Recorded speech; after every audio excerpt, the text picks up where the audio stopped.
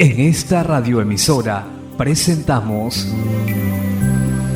Llaves para vivir con éxito, a cargo del internacionalmente conocido maestro de la Biblia y escritor Derek Prince, quien comparte su experiencia personal y ministerio cristiano en Llaves para vivir con éxito.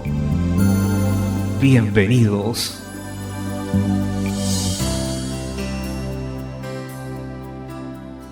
Llaves para vivir con éxito presenta Cómo vencer el mal, capítulo 1, tercera parte. Cómo vencer el mal 1, corte 3. Me alegro de estar nuevamente con usted para compartir este tema de vital importancia. ¿Cómo vencer el mal? En mis 2 charlas anteriores puse el fundamento bíblico de la naturaleza del mal. Primeramente dije que el mal no es algo, es alguien. Séparo bien, no deje que se salga de su mente. De ahora en adelante manténgalo firme en su mente. Cada vez que confronte el mal, que vea o sienta o experimente, hay alguien, un espíritu, una persona, alguien a quien la Biblia llama Satanás, el resistidor o el diablo, el calumniador o el acusador. También leímos un número de descripciones bíblicas de Satanás. Él es el dragón, la serpiente, el homicida, el mentiroso, el padre de la mentira, el ladrón. También dije que sus 3 objetivos cuando viene a nuestro camino son los que Jesús denominó hurtar, matar y destruir. Téngalo presente, el diablo nunca se acerca para hacer el bien. Puede fingir que trae ese motivo, puede ofrecerle mucho que parece ser bueno, pero detrás de todo eso tiene un propósito final: robar, matar y destruir. También hablé de las formas principales en que opera Satanás: engaña, tienta, estorba y acusa. Hoy quiero tocar una verdad bíblica fundamental que por sí sola hace posible nuestra victoria sobre el mal. La verdad es esta: Jesús ya derrotó a Satanás a favor nuestro. La victoria sobre Satanás no se va a ganar, ya se ganó. Se ganó cuando Jesús murió y derramó su sangre en la cruz, fue sepultado y resucitado. Esa fue la derrota total, permanente e irreversible de Satanás. Y Él hace todo lo posible para que nosotros no lleguemos a entender eso. Él no puede cambiar lo que sucedió, pero hará todo lo que puede para que nosotros no lo sepamos, no lo entendamos y no lo apliquemos. Para una declaración de esa victoria sobre Satanás, voy a leer en Colosenses capítulo 2, versículos 13 al 15. Y a vosotros, estando muertos en pecados y en la incircuncisión de vuestra carne, os dio vida juntamente con Él, perdonándoos todos los pecados, anulando el acta de los decretos que había contra nosotros, que nos era contraria, quitándola de en medio y clavándola en la cruz. Preste atención al siguiente versículo: y despojando a los principados y a las potestades, habla de todo el reino satánico, de todos los poderes malignos, los exhibió públicamente, triunfando sobre ellos en la cruz. Eso es algo que Dios el Padre hizo por medio de Jesucristo su Hijo. En la cruz desarmó todas las fuerzas de Satanás que estaban en contra nuestra. Les quitó las armas, las derrotó, y no solo las derrotó, sino que triunfó sobre ellas y las hizo un espectáculo público. El triunfo no es solo ganar la victoria, también incluye la demostración pública y la celebración de la victoria ya ganada.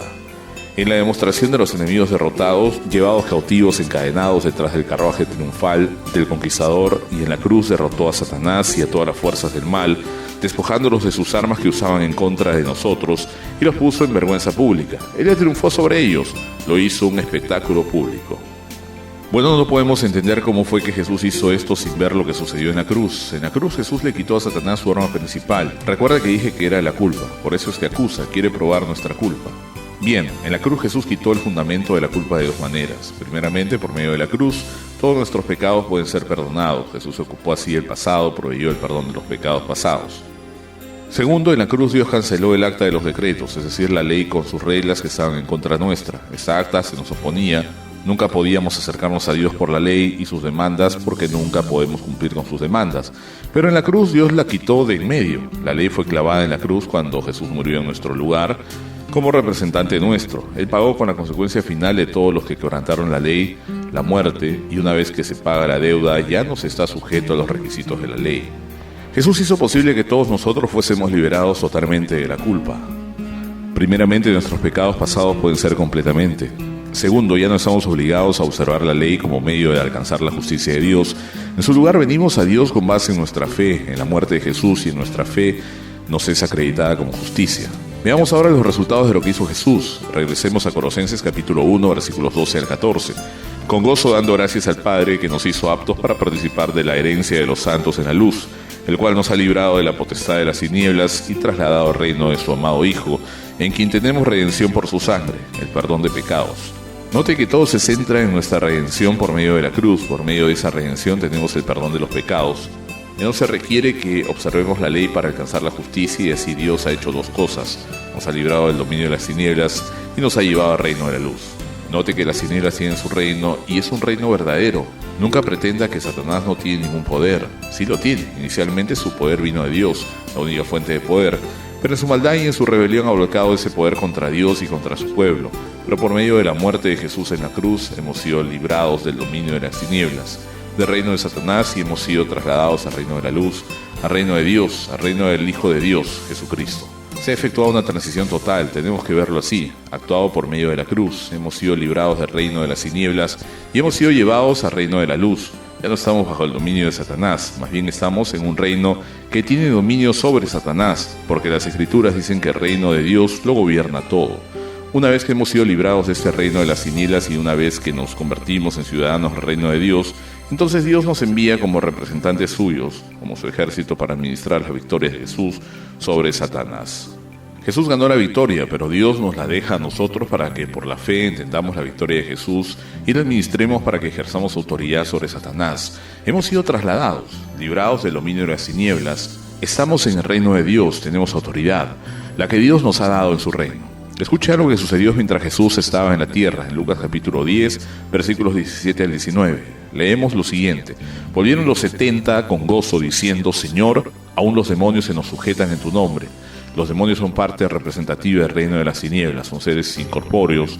Los discípulos descubrieron para su alegría inmensa que fueron representando a Jesús, enviados por él con su autoridad. Esos seres invisibles, esos seres incorpóreos, tenían que obedecerles cuando les hablaban en el nombre de Jesús. Así como ellos dicen: Señor, aún los demonios se nos sujetan en tu nombre. Y les dijo: yo veía a Satanás caer del cielo como un rayo. Entiendo que era quizás la primera vez que la victoria de Jesús era administrada en gran escala por sus seguidores, y era como Satanás cayendo del cielo, como un rayo. Pero Jesús dice lo siguiente, y es de suma importancia: He aquí os doy potestad de hollar serpientes y escorpiones, y sobre toda fuerza del enemigo, y nada os dañará. Tome bien estas palabras. Cuando nos convertimos en representantes del reino de Dios, entonces Dios, por medio de Jesús, nos da autoridad para hollar serpientes y escorpiones, los representantes del reino maligno de Satanás, y de vencer toda la fuerza del enemigo. Note usted que tenemos autoridad total. La victoria total de Jesús y la autoridad total de Jesús están ahora invertidas en nosotros como seguidores suyos, sus discípulos, representantes de su reino.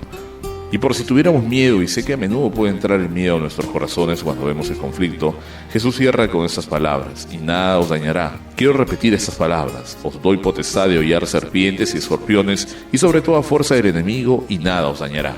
Sepa que eso no fue dicho únicamente para beneficio de sus discípulos, es un patrón que se repite en cada generación subsecuente de creyentes. Vamos en el nombre de Jesús para administrar la victoria y la autoridad de Jesús sobre todos los representantes del reino de Satanás. Nuestro tiempo de hoy terminó. Regresaré mañana a la misma hora. Mañana compartiré sobre las armas espirituales que Dios ha provisto en esa guerra espiritual.